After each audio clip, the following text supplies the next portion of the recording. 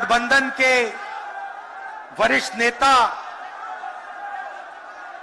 और गठबंधन के प्यारे कार्यकर्ता भाइयों और बहनों, प्रेस के हमारे मित्रों, इतने मित्र नहीं है प्रेस वाले। आप सबका यहां बहुत बहुत स्वागत, नमस्कार।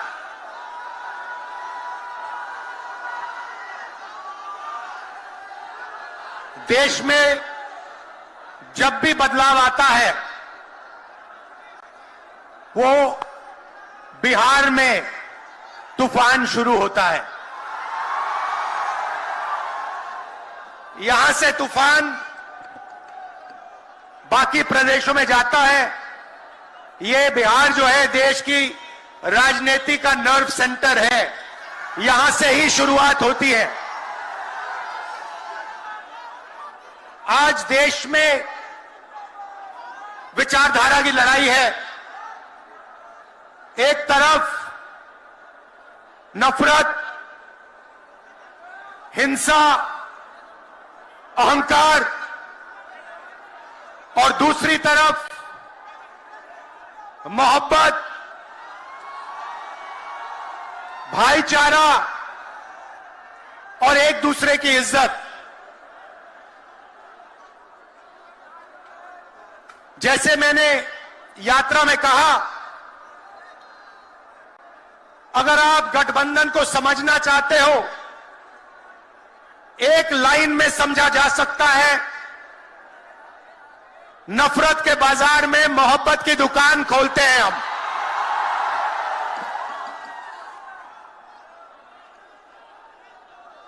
इस देश में नफरत क्यों फैल रही है? यह नफरत का देश नहीं है, आप सब जानते हो। आपके दिल में, हिंदुस्तान के नागरिकों के दिल में नफरत नहीं है, मोहब्बत है, प्यार है, एक दूसरे का आदर है। तो सवाल उठता है कि इस देश में नफरत क्यों फैल रही है?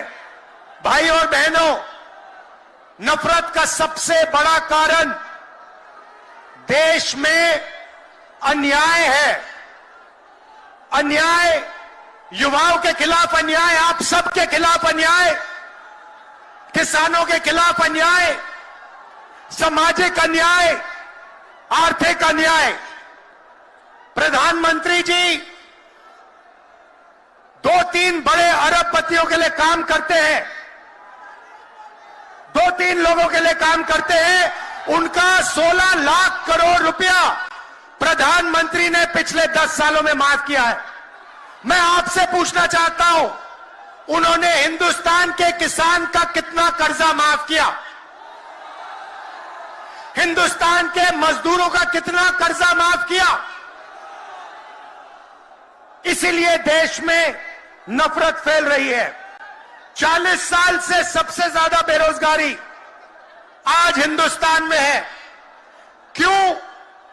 क्योंकि बीजेपी ने छोटे व्यापारियों को, किसानों को, स्मॉल और मीडियम वाले बिजनेसेस को नष्ट कर दिया है।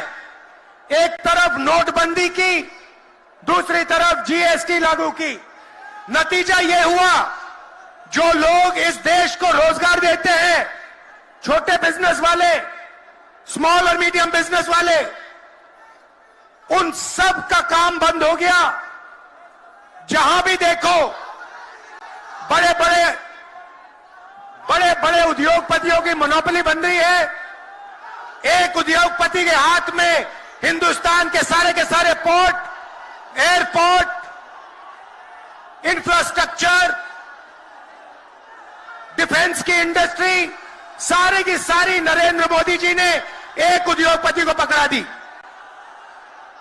आप लोगों के लिए इस देश में कुछ नहीं बचा है। मैं आपसे सवाल पूछना चाहता हूं, इस देश में पिछड़ी जात के कितने लोग हैं? कितनी आबादी है पिछड़ी जात की? 50%। 15%। दलितों की कितनी आबादी है? 15%। आदिवासियों की कितनी आबादी है?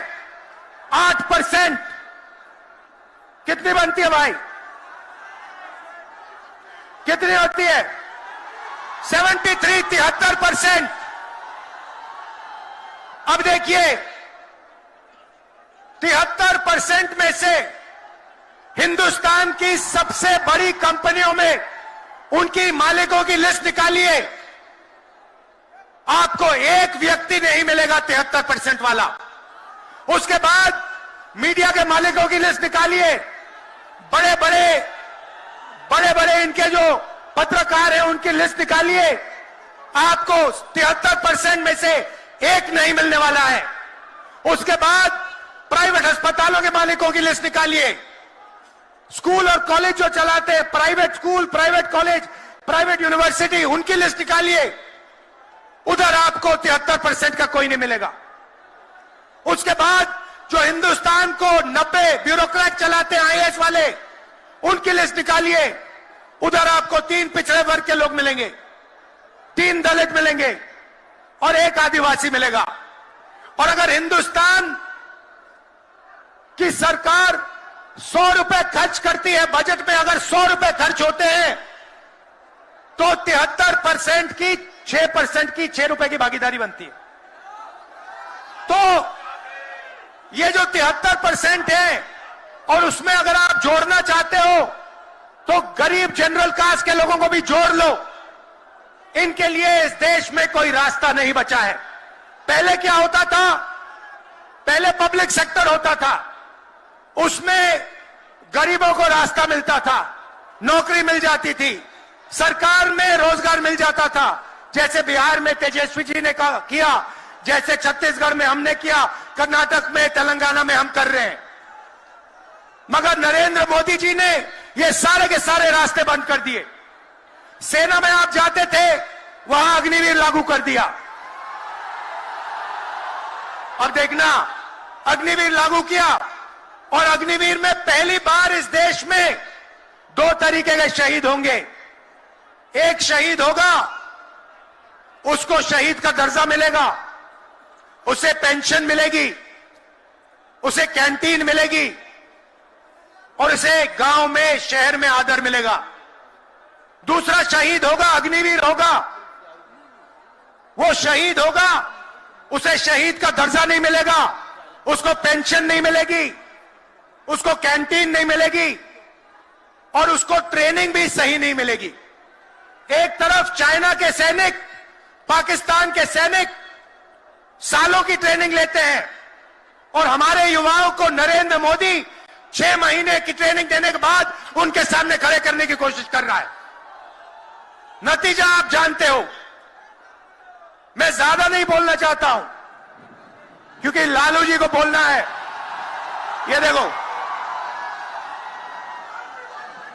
लालू जी को बोलना है, मगर मैं सिर्फ ये कहना चाहता हूं, बीजेपी के लोगों को गलतफहमी में नहीं होना चाहिए।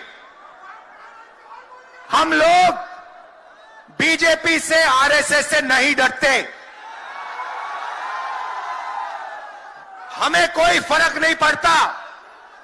हम देश के लिए लड़ते हैं, हम देश के लिए मरने के लिए तैयार हैं और हम बीजेपी को, आरएसएस को यहां से हटा के इंडिया की सरकार बनाकर दिखाएंगे।